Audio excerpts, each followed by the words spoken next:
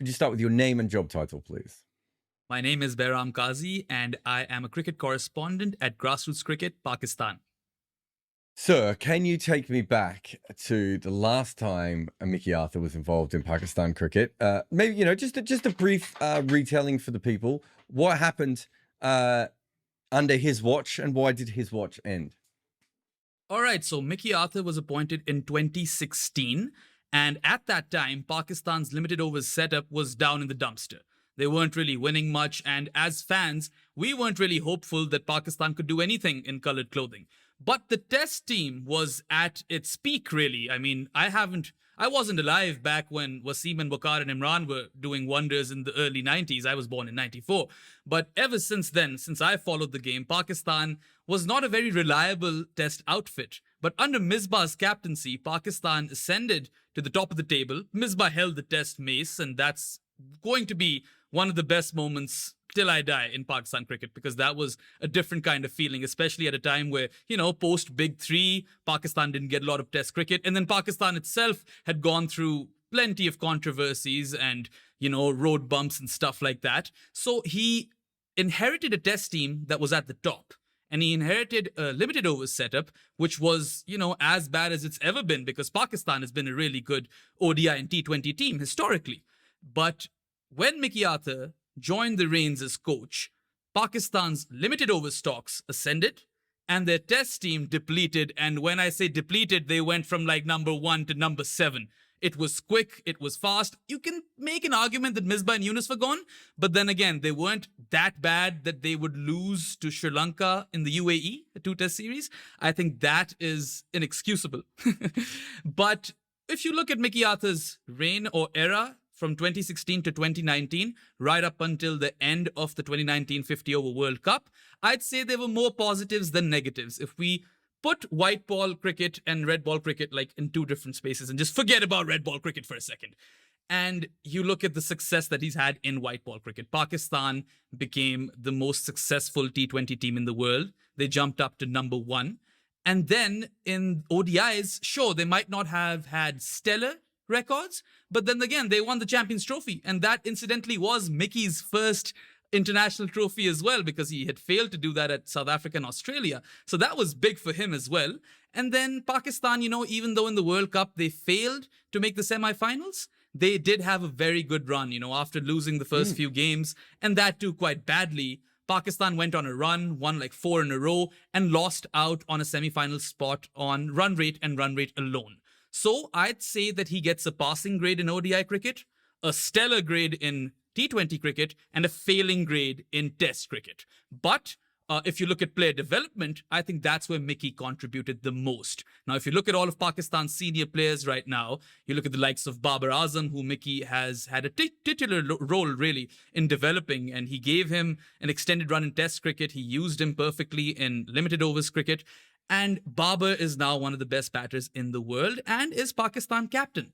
Shaheen Shah Afridi also started his international career under Mickey Arthur. He was fast-tracked after that Under-19 World Cup. Shadab Khan was probably Mickey's greatest, contribution to Pakistan cricket, because he became a premier all-rounder under Mickey and was even given a test debut. And Shadab is imperative to Pakistan's cause in limited overs cricket today. And then also a few other players, like Fakhar Zaman. They have benefited under Mickey Arthur's time as coach of Pakistan. So I think player development is where Mickey really exceeded expectations and has given Pakistan a lot to work with in the future. And I think that is his biggest strong point coming into the second stint. Why did it end in 2019, though? Well, I mean, I think that had Mickey qualified for the semi-finals, which was largely because Pakistan lost ridiculously, horribly versus the West Indies, got bowled out for 120 odd with lots of overs to spare. And then a bunch of other results also didn't go their way. I remember when I was a fan back then, not working in cricket per se, I had created a list of all of the things out of which, even if one thing went Pakistan's way, if Brathwaite had hit that 6th rather than getting out versus New Zealand, or the Sri Lanka game didn't get washed out, or India had beaten England, one of those results needed to go Pakistan's way. India and New Zealand even got washed out. If had that not happened, maybe it would be different. But, they lost out on run rate even after they went on like a 4-game winning streak and looked really, really hot. That was the Pakistan team in that form. No one would have wanted to face them, particularly India, who they would have faced had they made the semis. But I think that really went against him. And then also, I think Sarfaraz and Mickey was the partnership, really. And a lot of people had lost faith in Sarfaraz. Now, that was the yawn, wasn't it? Was that the yawn? When he it yawned was on the probably field? the yawn. Given Pakistani media and everything, I think the yawn really broke his back. And I think Sarfaraz was a pretty decent limited overs captain. But he did get complacent in terms of his fitness and batting. So, I mean, I think that did not really benefit Mickey Arthur. And personally, if you ask me, I would have kept him at that point. Because Pakistan went in with Misbah, who had no coaching badges whatsoever, which just doesn't make sense to me. He had just played cricket a few years back, and he wasn't really a white ball specialist, was he? He had that six, sure, and he had that scoop that he stopped, implementing. Of course, he has some PTSD over there. Yeah. But I think, personally, the test record and then that World Cup semi-final, the lack of reaching that point in the tournament really resulted in Mickey's sacking. But personally, I liked him. I think that he had a lot to contribute at that point. Who was the chairman for the majority of his run at that stage? Well, the chairman, who is the current PCB chairman, Najam Sethi, both of them are now in their second stints. And Sethi was adamant on bringing Mickey Arthur. Like, I remember, Jarrod, when we first talked about recording this podcast, it was end of Jan? Yeah, and I think so. These discussions stalled twice.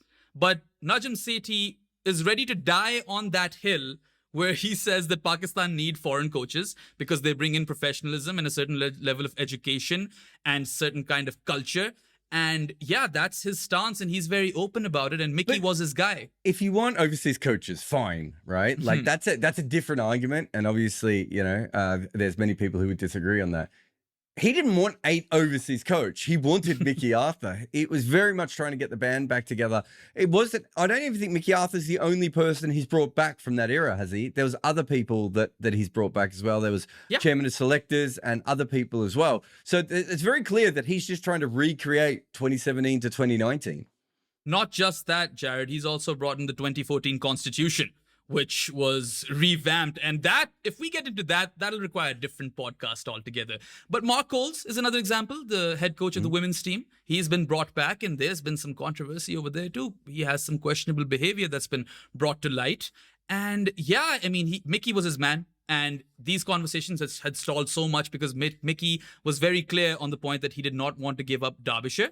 And that's why now we have a first of its kind arrangement in which Mickey Arthur is the quote-unquote director, but really he's just an online coach, isn't he? I mean, we'll get to exactly what he is later on. I just want to stop with, so Misbah was obviously quite upset. So he said that we're overlooking our own, right? I think at the moment, England have 2 coaches. They have Brendan McCullum and they have Matthew Mott. They've won a World Cup with one and have got very good at Test cricket with the other. And no one's saying that England cricket was unprofessional beforehand either. They had England coaches and obviously had overseas coaches before. It does seem like there is, instead of just saying we are looking for the best coach, instead of saying we're looking for the right coach for this team, instead of saying we are trying to develop our local coaches or anything else, there seems to be like one faction in Pakistan cricket is like, we must only hire Pakistani players, coaches or / players more often than not, which is how Australian cricket used to be as well. And then there's this other side, of course, that is like, no, Pakistanis for some reason don't have the mental acuity to actually coach. Both of those sides are insane. They don't make any sense from a cricket perspective. It's not even how, if you start with that as your thinking point, you're already making the wrong decision, right? I would assume so. I mean, it sounds quite ridiculous to me, and it doesn't make sense in any sense at all, really, when Najam Sethi says that there are no capable people in Pakistan. Now, Misbah, his exact words were, this is a slap on Pakistan cricket's face, if I'm not wrong. Those were his exact words. And that, I think, rather than from a personal point of view and his relationship with Mickey, that was more so directed towards how homegrown talent is ignored, as you pointed out, and how also, this is Mickey's, not his first priority. He's still working with Derbyshire. So why are you opting for someone for whom Pakistan comes second? And he said that's a failure all over. And it's a failure that Pakistan haven't been able to identify a coach who is willing to commit himself to the national cause full time. So I understand where Misbah's coming from. And also, if I look at Mickey as a coach overall, just his credentials, as coming in as Pakistan coach. Sure, he's been somewhat successful with Pakistan in the past. We'll give him more than a passing grade because of the Champions Trophy and the T20 success. I'll give him that. But then, barring his amazing run with South Africa, and he reached unprecedented heights with South Africa, I think that was his claim to fame. That's where Mickey Arthur became Mickey Arthur. But when you look at Australia, you've got homework gate. And I mean, now Mickey has had a critical role in developing all of these Pakistan stars who are currently, they're senior players. But when he had them back in the day, they were young players who were trying to build a name for themselves in cricket. And they were in that development phase. Now, even though the development phase never truly ends, they were young, they were raw. And now, in Mickey's own words, they're grown men with wives and egos. So I think it'll be a different sort of challenge. And generally, Najam Sethi, I know for a fact, thinks that the taskmaster approach will work in Pakistan. And Mickey's been like that in the past. But Homework Gate is an example of that not working out. And even though he has fantastic relationships with these Pakistani players, I feel like if he goes overboard with that sort of approach, it might backfire. Yeah, I mean, on the Homework Gate thing, I would say that Australia was on its way to crashing anyway. Like, I don't think that was necessarily him. I mean, he leaves, they have a little bit of success, and then we have Sandpaper Gate. Like, there was kind of, that was on its way regardless. I think, from that, probably from almost 2010 onwards. The other thing I would say is he was very good in Sri Lanka. Now, part of the reason he was very good in Sri Lanka is he was the only coach to stay there for more than 8 minutes at that point. But I do think that he was part of what Sri Lanka's current success is. No, he doesn't get all the credit, of course. There are plenty of other people who deserve more than him. But I think he started them on that path to come back. But what you say is also true. I think if you look at Graham Smith threw Mickey Arthur under the bus. So there you have a senior player not having a great relationship with Mickey at the end. Certainly that was the case with, quite a fethere players with the Australian setup. Obviously, probably Shane Watson being, the most famous one at that point. And there is an element that Mickey Arthur might work better in that sort of more schoolmastery type of role, right? And that's absolutely fine. He's obviously, he leaves Pakistan. He ends up in Sri Lanka. He does a little bit of PSL stuff as well for a little while. He goes over to get the long-term job with Derbyshire. And I don't know how much you know about county cricket, but, coaching Derbyshire is like, I'm trying to think of a city, like the Pakistan equivalent of Derby. I don't even know what the Pakistan equivalent of Derby Karachi would be. Kings? Mickey's coached the Karachi Kings. No, it'd not be like had much success. I'm trying to think, because it wouldn't even be a team on that level. It's almost like coaching, I want to say Railways, but that maybe Railways is too strong. But you know what I mean? It's like really, leading it's a small county. They've never really had that much success. There's a book that came out a couple of years ago, and I remember it was sent to the TalkSport offices, and it just stayed in the same place for ages. And it was like the great players of Derbyshire. And there's like 4, right, in 150 years. Like, it's just not a place that has ever had a big say in English cricket. Is Shan Masood one of those 4 players now? Well, I mean, he would be like the 5th. That's how much they have struggled to produce players of that level. And he's not just the coach of Derbyshire, right? He's also, he's the manager. He's also coaching the coaches there. There's a lot to do with that. County cricket it's not like coaching a Pakistan domestic team or even a Sheffield Shield team, right? They play so much cricket. It's really, really intense for that, 7.5 months of the year, whatever the season is now. That's a really tough job to do as a normal person. And then on top of that, you're also running a country who is famously short-tempered, shall we say, with coaches. He starts with, Misbah's slap on the face and everything else. It's a really, really interesting decision. And I know that, I think it's really clear from what Mickey signed, but without giving any secrets away, when I was talking to Mickey, he was just like, I'm not going to do it if I have to give up Derby. And he never quite said, because I don't trust what happens in Pakistan cricket. But I think that was implied, right? He's keeping the Derby job because he knows that he's not going to get fired from Derby. Whereas with the Pakistan thing, it could disappear. That's not a position of strength. That's not what you want from your new hire. Definitely no job security over there. I mean, Pakistan cricket is erratic. It is volatile. Whatever's happening right now is testimony to that exact fact.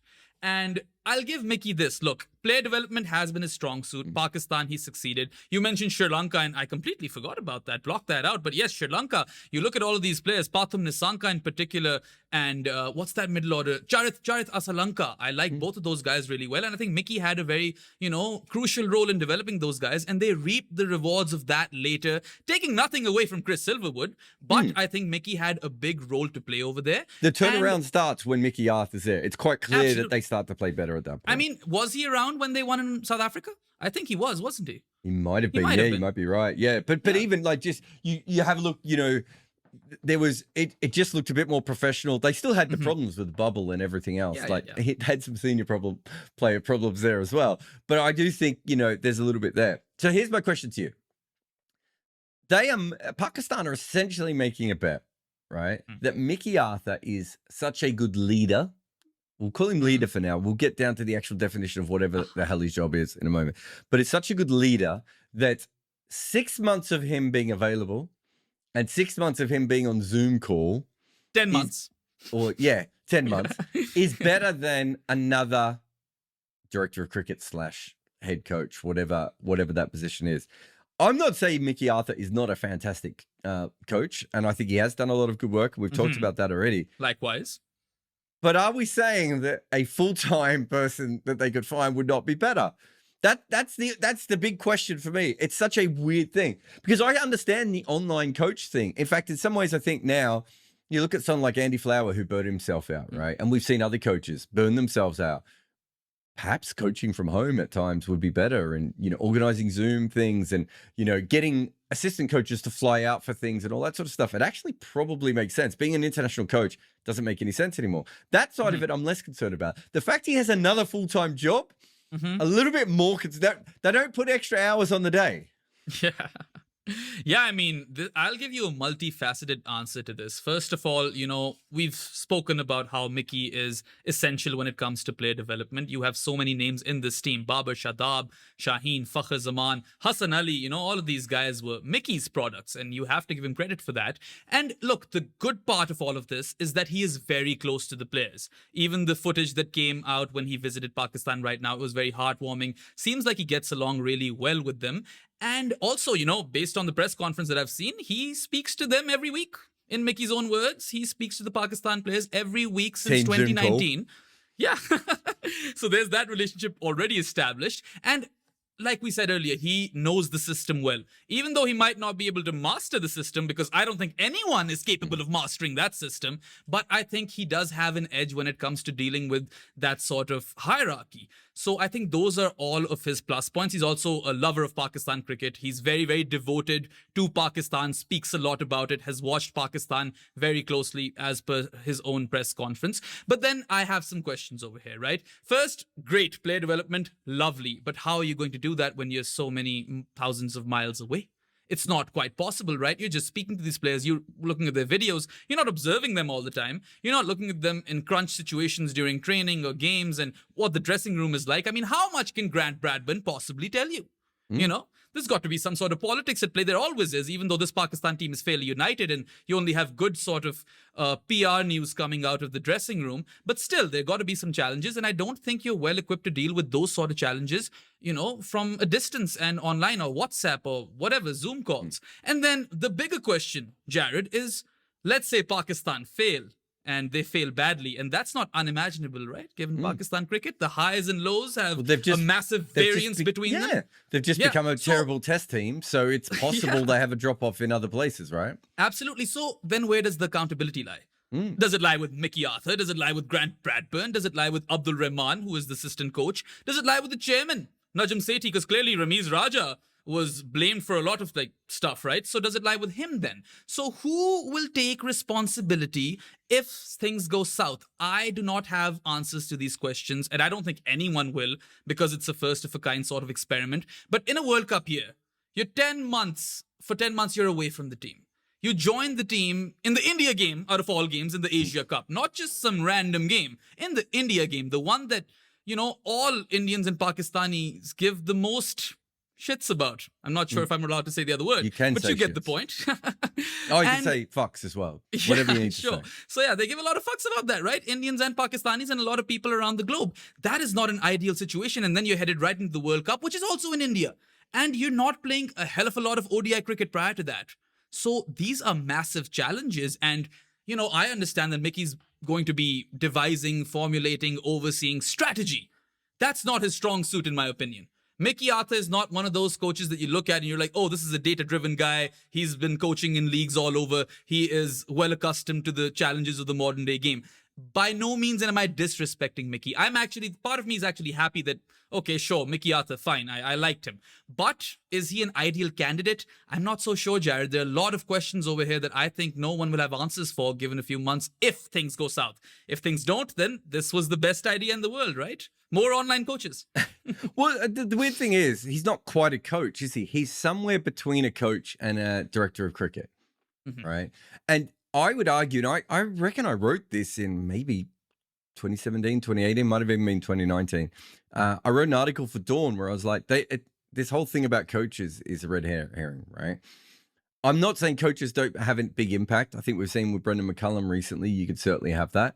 But realistically, for Pakistan, what was needed was a director of cricket who came in and professionalized the entire setup, right?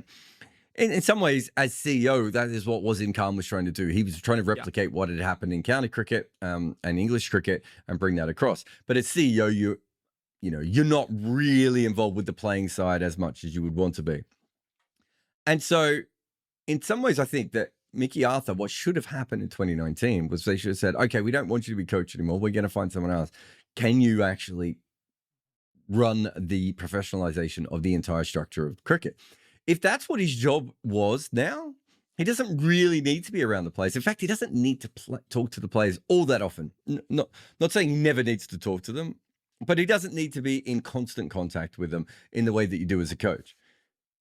But they've kind of like sat the job between those two things. Yeah. And again, you talk about that player development and everything else. That is something he's quite good at. And he is a very personable coach. You talk to people who've worked with him. They all have very, very strong relationships with him, as you've already said as well. His two biggest skills, I would have thought, are that professionalism or that personal touch. If you're already not getting that personal touch, why not just make him the director of cricket? Give him a completely different type of title. Then we don't have to worry about this whole part-time coach type of thing. Again, it just feels like a missed opportunity or bad PR or whatever it may be. He doesn't need to be having a meeting with Babar Azam every week or the players every week in that other role, right? And so you can do it more remotely. And Grant Bradburn could be the head coach under Mickey Arthur, and they could have the close relationship, with Babar as kind of the third person in that. It just feels all very like backwards. And I think what we said before is like they made the decision beforehand that Mickey Arthur was going to be involved. Mickey Arthur then, let's be friendly here, made it as difficult as possible for them to actually fulfill that. And then regardless of that, they just pushed ahead until Mickey signed, right? That's not you should be looking at what he can do for your team rather than the fact that, he was around once and things were going okay, so let's bring him back because we like him. That doesn't make any sense. It is a rather naive standpoint, really, when you're appointing a coach. I happen to agree with that. And Pakistan has tried hybrid solutions before. Misbah was both chief selector and the head coach. Imagine, going into training in front of your head coach and fearing for your place in the side. Things don't work out like that, not in my opinion. And this hybrid solution, it might work if that happens. What you suggested is that he just sticks to conversations with Grant Bradburn, and that way Bradburn has all of the accountability, at least in the 10 months that Mickey's not here. And, my problem is the job spec. If he's a team director, why does his job spec sound like head coach? You're overseeing and devising strategy. You're working on team culture, grooming and development. These are the jobs of a coach. These aren't the jobs of a director. Wasim Khan's not doing these things for you, but Mickey Arthur supposedly will. And what is going to be the nature and cadence of these conversations that he's going to have over the next 10 months? Who all is he going to talk to? Is it going to be a group thing? Is it going to be a meeting with the coaching team? And I guess we'll get into that as well. I really want to talk about, his coaching appointments, because that is all Mickey. He's brought in his own team, and I actually am not averse to that. I think he's brought in a decent team. But yeah, I mean, it doesn't make sense to me, all of these vagaries in terms of his appointment and role. And it really seems like a trial and error thing. Okay, we're doing this. Let's see how it works out. And if it works, it works. And, Najam Sethi is really, really adamant on getting him here. It's been very clear, there was absolutely no leverage over here. I'm pretty sure Mickey got a great deal out of it. He's making good buck out of this deal. Well, forget the money, which I'm sure he's got a good financial deal. But forget the money, because it really, the incredible deal is the fact that he has managed to negotiate a part-time, coaching position, or whatever we want to call it, right? So, yeah, no, I agree. Look, I think that I think that there are elements of this that can work in the post-COVID era, right? I mean, if you tried to do anything like this before COVID, I think you and I, our heads would explode. But the world has changed, right? And, people don't travel as much as they used to. We are much better at being on Zoom meetings and all those sorts of things. But I go back to your points from before, which are very interesting. If he's going to be involved with team culture, but he's not going to be around the actual team for 10 months, right? He's at best hearing that secondhand. There's obviously, Grant Bradburn is a very, very good coach. And I think had he been just the main person, that would be, a more than fine thing as well. But that's different than Mickey actually being in the room, as you said before, and all those sorts of things.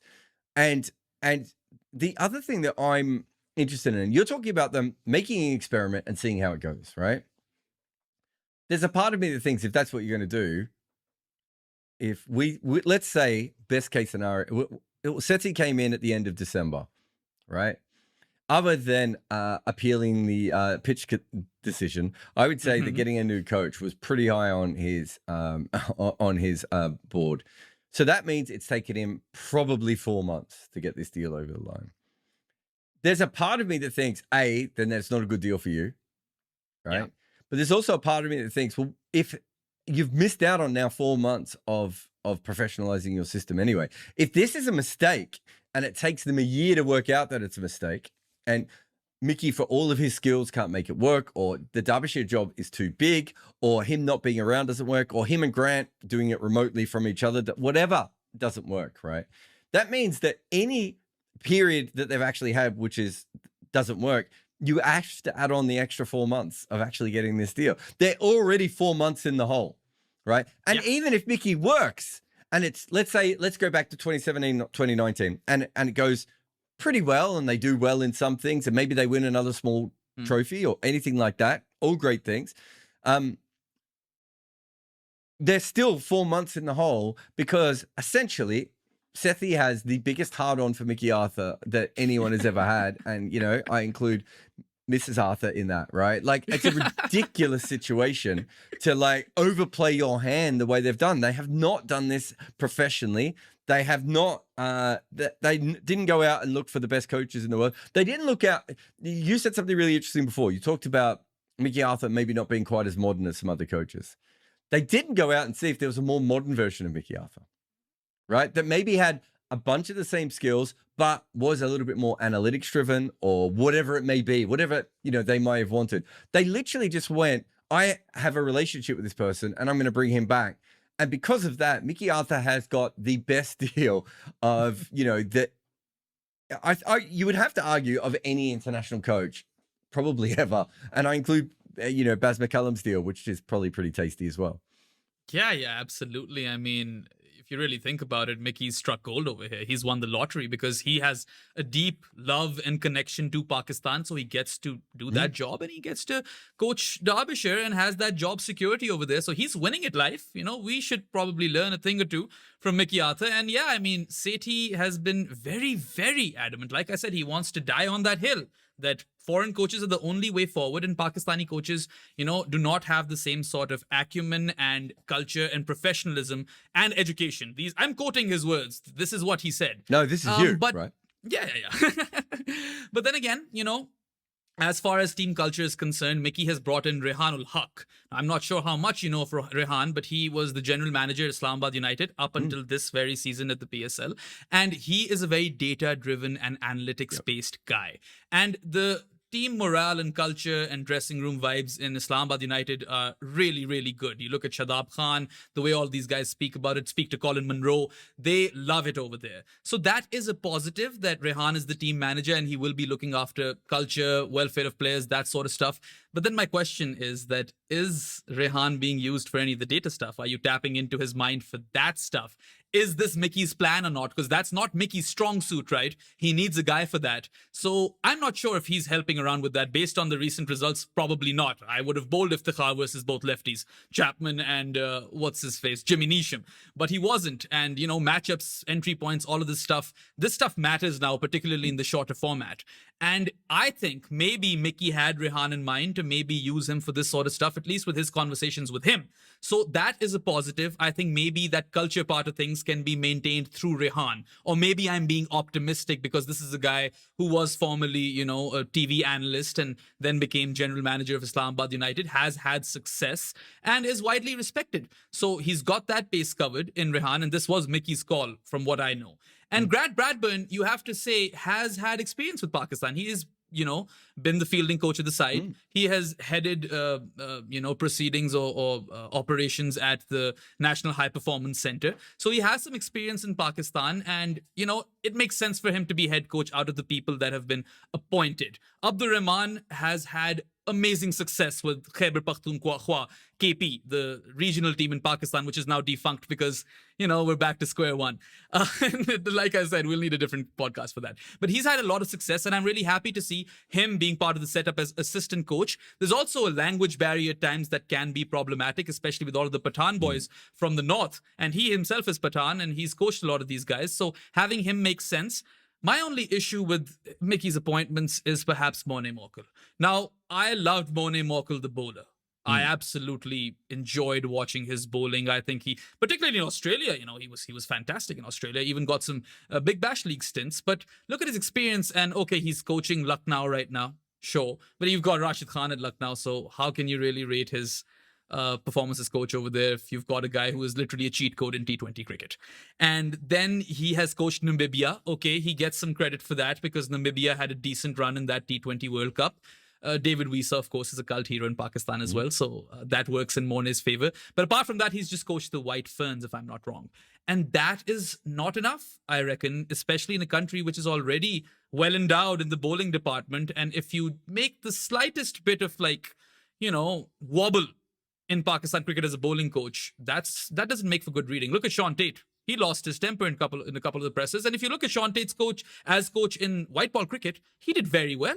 Talk to the boys, all the fast bowlers, they praise him a lot. But just that home season in Test cricket on what you term as baseball friendly pitches, that was the end of Sean Tate. Otherwise, I thought he had done a phenomenal job. So I think Monet, not having any experience in Pakistan and not having much experience overall, is probably not a very good appointment. Now, there were talks of bringing in Yasser Arafat. In fact, there were strong rumors of Yasser Arafat because he had just completed his level 4 coaching from the ECB. He has that badge that many do not have, by the way. Many Pakistan coaches of the past have not had any of that. Well, level 4, I don't think there's that many level 4 coaches in the world. It's not. No? I think you have to be sponsored by a cricket board, or there's some. Perhaps. Someone explained it to me recently, but it's really, really tricky to get. So, no. I mean, and again, he is a Pakistani with a level 4 accreditation from the ECB. It kind of goes against Mr. Sethi's absolutely suggestions that you can't do that. Look, the Monet Morkel one's really interesting because there's nothing about watching him play that made me think he would be a coach, right? Hmm. He was kind of he. Look, I think it was the Australian team that used to call him the monster. They said he was the hardest bowler in the world to face because of how fast he was and how tall he was.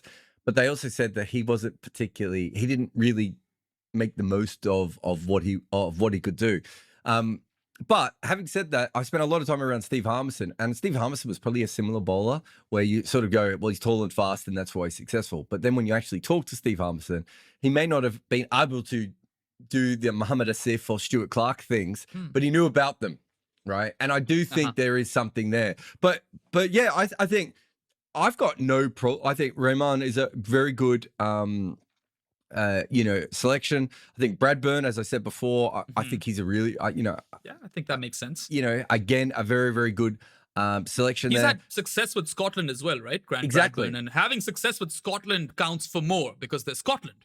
And Mornay might even succeed. I'm not saying he won't because Mornay was a fantastic bowler. But then, okay, let's forget Arafat. Let's forget Mornay Morkel. You've got Umar Gul right now. Umar Gul has coached Afghanistan. All of a sudden, you look at Fazal Haq Farooqi steaming in. He's done well as Afghanistan bowling coach because if you look at the paces coming in from a cricketing nation that was largely reliant on spin, I think that's a massive success. They've just defeated Pakistan in a T20 series. Yep.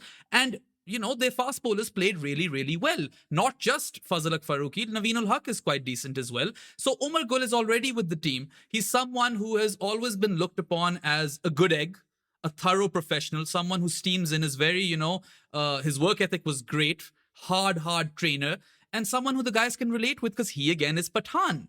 And most of your guys in this team are Pathan, particularly your fast bowlers in Naseem Shah, Shaheen Shah Afridi, Ehsanullah. All of them are from the same area. So why not go for Gul, who has coached the Quetta Gladiators, has done a bit of domestic work, and currently, after his Afghanistan stint, is with you as bowling coach right now. So why are we, going for all of these stopgap situations and solutions? Why not stick with someone, give them the confidence, and work with that? Because I think there's nothing that Umar Gul doesn't possess, especially in T20 cricket. He's arguably one of the greatest of all time. People often forget that.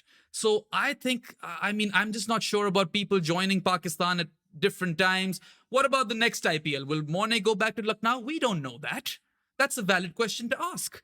And apart from that, there was one other person. Yeah, of course, the batting consultant or coach, Andrew Puttick. I had to read up on this guy. I'll be frank with you. He's done some coaching in South Africa. I think he's played a solitary game for South Africa. And you're coming into a dressing room in which the batters are brilliant. And, well, they seem to be a bit stubborn as well, don't they? So, it's not going to be an easy task. And just assembling these guys together and having them work together for this 10, 11 month or even less than that now, isn't it? The World Cup isn't that far away. It's in October. I think in an ODI year, a World Cup year, where you've arguably got a top 4 team, especially with Kane out for the World Cup, I'd say Pakistan edges just ahead of New Zealand after the big 3, India, Australia, and England. At least, in my opinion, they do. People expect them to make the semi, all right? And these surfaces in India, they might not be familiar with them, but they can't be too dissimilar to other Asian tracks. This is a World Cup Pakistan cannot afford to screw up. Yeah. In other words, And semi-final berth is the least we expect. And I think that might be too much pressure on a coaching setup which won't be even a year old. And that's where my main problem lies. And I wish them the best of success. That goes back to what I was saying, though, as well. That they've made it take 4 months longer than it needed to take. They've Absolutely. let's say this is a good system, but because it's so bizarre, what I think, isn't Mickey Arthur's actual title consultant or something? It's like, it's a bizarre. It's director. Is it director? Yep. Yeah, it was originally termed as consultant, but now it's director. He's been upgraded already. That's how well he's doing. But, it's going to take at least 2 or 3 months for them to iron out the kinks during a county season where he's already busy, right? During the IPL where Mornay Morkel's already busy, right?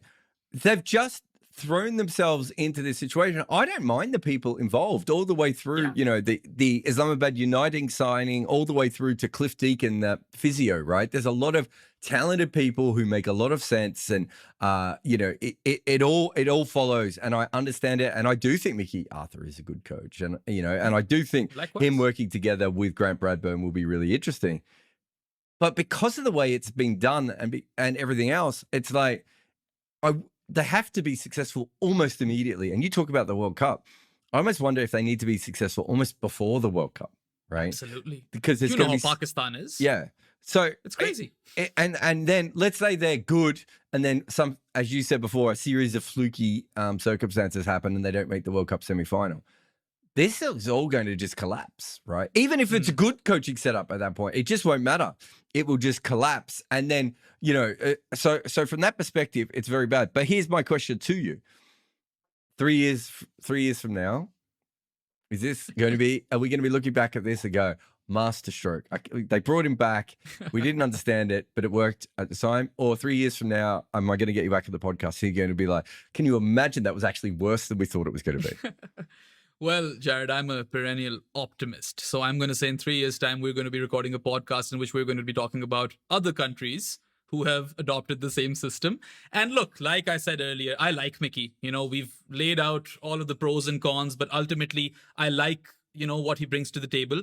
Sure, this seems a bit bizarre and haphazard, but you've got to hope, and they've got a decent team. Rehan, Abdur Rahman, and Grant Bradburn in particular, I have a lot of confidence in. And then again, I mean, people have had success as bowling coach as well. Sean Tate, Vernon Philander, so maybe Morne Morkel does as well. And the Patik guy, the Andrew Patik batting coach, I don't think he has much to do other than figuring out the power hitting aspect of things, because Pakistan will require them towards the end of an ODI. But my real worry is you've got these 5 ODIs with New Zealand, all right? And we're just, at the very initial infancy stages of this coaching setup. Umar Gul's going to be gone, who is here right now. And then you've got some ODIs versus Afghanistan in the UAE, which we'll never even know if they'll happen or not, the way Afghanistan cricket is. And new things happen every day. And then you've got the Asia Cup, which also has a cloud over it. So what is going to happen? Well, we're just going to have to go with our best guess. But, as critical as I have been in this podcast, I would like to say that I would love to see the system succeed, because it could be revolutionary, and maybe we're headed towards a new era of coaching. Who knows? Well, I mean, there's every possibility with franchise cricket that this is not going to be. It's weird that it's actually county cricket and not, because we've already seen Andrew McDonald do something similar with Australia at times as well. So that there is a possibility going here. But thank you very much for coming on the podcast. Yeah, my absolute pleasure. And I'd just like to say that having followed your work my entire life, it feels great to finally make my Red Inker debut. I'm going to cut that out. I don't like it when people are nice to me. All right, then. Cheers.